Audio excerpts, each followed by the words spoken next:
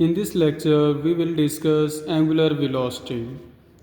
Angular velocity is defined as the time rate of change of angular displacement.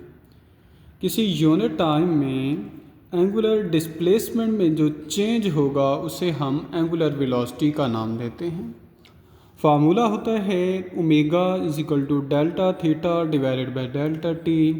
Omega angular velocity है, delta theta change in displacement है, divided by delta T change in time है। तो rate of change of angular displacement is known as angular velocity. अगर unit की बात की जाए तो यूनिट हमारे पास एंगुलर वेलोसिटी के हैं रेडियन पर सेकंड। एंगुलर डिस्प्लेसमेंट का यूनिट रेडियन होता है और टाइम का सेकंड, तो रेडियन पर सेकंड। ऐसा यूनिट एंगुलर वेलोसिटी का रेडियन पर सेकंड है। अगर अदर यूनिट्स की हम बात करें तो डिग्री पर सेकंड या रेवोल्यूशन पर सेकंड, ये भी एंगुलर वेलोसिटी के यूनिट हैं। एंगुलर वेलोसिटी एक वेक्टर क्वांटिटी है। एंगुलर वेलोसिटी की अगर डायरेक्शन बतानी हो तो थीटा की जो डायरेक्शन होगी एंगुलर वेलोसिटी की वही डायरेक्शन होगी। या हम ये भी कह सकते हैं कि along the axis of rotation, कि जिस एक्सिस के अराउंड बॉडी रोटेट कर रहा होगा उसी एक्सिस के अलोंग ही होगी। अगर तो बॉडी की वेलोसिटी इंक्रीज हो रही है तो हमारे पास डायरेक्शन एंगुलर वेलोसिटी की अपवर्ड होगी। अगर बॉडी की एंगुलर वेलोसिटी डिक्रीज कर रही है तो इसकी वेलोसिटी की डायरेक्शन डाउनवर्ड होगी। डिमेंशन की बात करें तो डिमेंशन हमारे पास होता है टी इनवर्स एंगुलर वेलोसिटी का, क्योंकि रेडियन पर सेकंड यूनिट था तो रेडियन का कोई डिमेंशन नहीं है। टाइम की हमारे पास सेकंड होती है, टाइम के ऊपर ले जाएंगे तो पर सेकंड इसकी डिमेंशन आ जाएगी। नेक्स्ट क्वेश्चन शॉर्ट क्वेश्चन है कि एवरेज एंगुलर वेलोसिटी। ये जितने भी पॉइंट्स जहाँ पर मैंने लिखे हैं ये एमसीक्यूज के लिए बहुत ही इंपॉर्टेंट हैं, एमसीक्यूज के अंदर आपसे पूछे जा सकते हैं। Average angular velocity, simple average angular velocity is defined as the ratio of total change in angular displacement to total time is known as average angular velocity. Average angular velocity को omega को हम लिखते हैं cat and bra is equal to delta theta divided by T. Delta theta total change in angular displacement है, divided by T हमारे पास total time है। Next है हमारे पास instantaneous angular velocity. Instantaneous angular velocity is defined as the angular velocity at an instant of time when limiting value approaches to zero is called instantaneous angular velocity. Instantaneous angular velocity is written as omega instantaneous is equal to limit delta t approaches zero delta theta divided by delta t। जो mathematical form आ गई। Next question है हमारे पास angular acceleration. Angular acceleration is defined as the time rate of change of angular velocity is known as angular acceleration. It is represented by alpha. Alpha is equal to delta omega divided by delta t. Delta omega divided by delta t is known as time rate of change of angular velocity. Angular acceleration is also a vector quantity. Its SI unit is radian per second square, other units degrees per second square, revolution per second square। तो dimension हमारे पास आ जाएगी T inverse square, क्योंकि radian को कोई units नहीं होता, time का unit second है, तो सेकंड के लिए डिमेंशन हम टी यूज़ करते हैं, तो सेकंड का स्क्वायर है तो ऊपर जाएगा तो टी इनवर्स स्क्वायर हो जाएगा। डायरेक्शन की बात करें तो एक्सिस ऑफ रोटेशन के अलॉन्ग इसकी डायरेक्शन होगी। नेक्स्ट है हमारे पास एवरेज एंगुलर एक्सेलरेशन। ये भी शॉर्ट क्वेश्चन में आपसे पूछ सकते हैं। डिफाइन करते हैं the ratio of total change in angular velocity to total time is called average angular acceleration. कि टोटल चेंज इन वेलोसिटी कितना है और टोटल टाइम कितना है उसका अगर रेशियो ले लें तो एवरेज एंगुलर एक्सेलरेशन आ जाता है। अल्फा को कैट एंड ब्रा के अंदर लिखा है is equal to delta omega divided by T, जो मैथमेटिकल फार्मूला आ गया। नेक्स्ट क्वेश्चन है instantaneous angular acceleration. It is defined as the angular acceleration at an instant of time।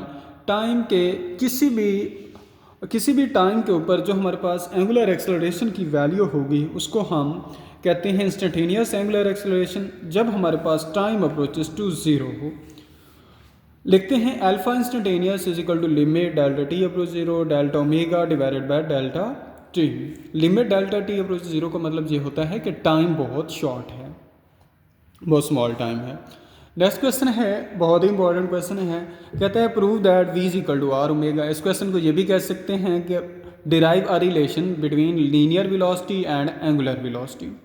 Let's see, वो कहता है कि हमारे पास कोई रिजिड बॉडी है, जिस रिजिड बॉडी के अंदर एक पार्टिकल p जो है वो किसी एक्सिस के अराउंड जो है वो रोटेट कर रहा है। लेट्स सी कि ये हमारे पास स्पेस है, ये एक्स एक्सिस है, ये वाई है, ये जेड एक्सिस है। जेड एक्सिस के अलॉन्ग जो है बॉडी रोटेट कर रहा है और इसका रेडियस जो है आर है, जहाँ सेंटर से लेकर जहाँ तक कोई पार्टिकल पी है जो P1 पॉइंट से P2 पॉइंट तक मूव करता है। जब P1 पॉइंट पर पार्टिकल था P, तो एंगल बना रहा था एक्स एक्सिस के साथ थीटा, और जब P1 से मूव करके P2 के ऊपर डेल्टा एस से इसने डिस्टेंस कवर किया, तो यहाँ पर जो एंगल बनाया इसने डेल्टा थीटा बनाया है। तो इसी डायग्राम को हमने यूज़ करना है। अगर एंगुलर वेलोसिटी की डायरेक्शन बताएं तो राइट हैंड रूल के मुताबिक तो इसकी डायरेक्शन जो है along the axis of rotation Z axis के अलॉन्ग होगी, क्योंकि जेड एक्सिस के अलॉन्ग पार्टिकल रोटेट कर रहा है। तो यहाँ से स्टार्ट करते हैं कि let a point P in the rigid body. Rigid body ऐसे बॉडी को कहा जाता है जिसके ऊपर फोर्स हम एक्सर्ट करते हैं लेकिन उसके पार्टिकल अपनी जगह से डिस्प्लेस नहीं होते। तो let a point P in a rigid body, let see कि कोई आपके पास पॉइंट P है जो रिजिड बॉडी के अंदर at perpendicular distance r from the axis of rotation with linear velocity v। यहाँ पर आपके पास एक्सिस ऑफ रोटेशन के बिल्कुल परपेंडिकुलर कोई हमारे पास पार्टिकल P है r रेडियस के ऊपर जो इसके एक्सिस के अराउंड रोटेट कर रहा है।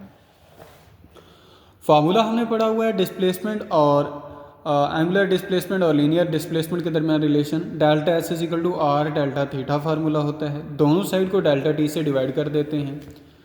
जब दोनों साइड को डेल्टा टी से हमने डिवाइड कर दिया, उसके बाद हम दोनों साइड पर लिमिट अप्लाई कर देते हैं। Limit delta T approach zero, left side पर भी यूज़ कर दिया और राइट साइड पर भी। तो हमारे पास जो रेडियस है perpendicular distance from the axis of rotation to particle R, ये कांस्टेंट है, इसको हम बाहर निकाल लेंगे, कॉमन ले लेंगे, बाकी लिमिट वाला फैक्टर सेम टू सेम आ गया। ये लिमिट अंदर delta theta divided by delta T के ऊपर चूज़ कर देंगे। तो जो लेफ्ट साइड पर हमें नज़र आ रहा है limit delta T approach to zero delta S divided by delta T, ये लीनियर वेलोसिटी के इक्वल होता है।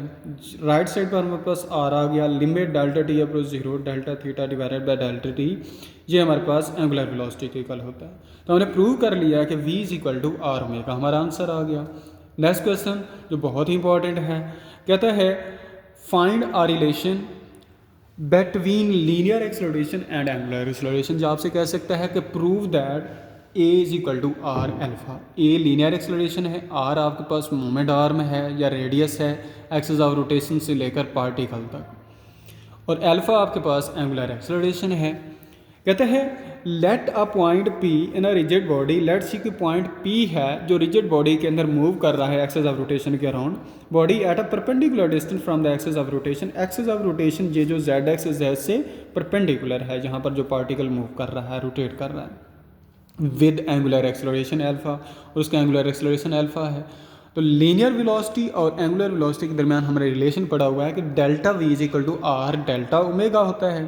तो दोनों साइड को डेल्टा टी से डिवाइड कर दें, दोनों साइड पर फिर लिमिट अप्लाई कर दें, लिमिट दोनों साइड पर अप्लाई कर दी है, आर को कॉमन ले लें चूँकि कांस्टेंट है, ये left side same to same आ गई, आर जहाँ से कॉमन लिया, राइट साइड पर लिमिट अप्लाई कर दी है delta T upon zero delta omega divided by delta T के ऊपर। तो लेफ्ट साइड पर जो आपको नज़र आ रहा है limit delta T upon zero delta we divided by delta T, ये अल्फा ये ए के इक्वल होता है लीनियर एक्सेलरेशन की, और राइट साइड पर आपके पास आ गया आर, और आर के बाद limit delta T upon zero delta omega divided by delta T, ये एंगुलर एक्सेलरेशन अल्फा के इक्वल होता है। तो हमने प्रूव कर लिया कि A is equal to R alpha, ये लीनियर एक्सेलरेशन और एंगुलर एक्सेलरेशन के दरमियान हमारा रिलेशन आ गया।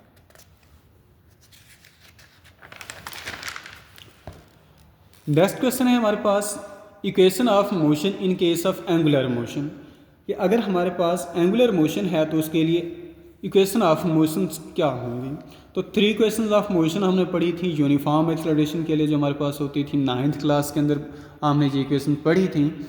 तो फर्स्ट इक्वेशन होती थी V F is equal to V I plus A T, second equation होती थी S is equal to V I T plus half A T का square, third equation of motion होती थी 2as is equal to V F square minus V I square.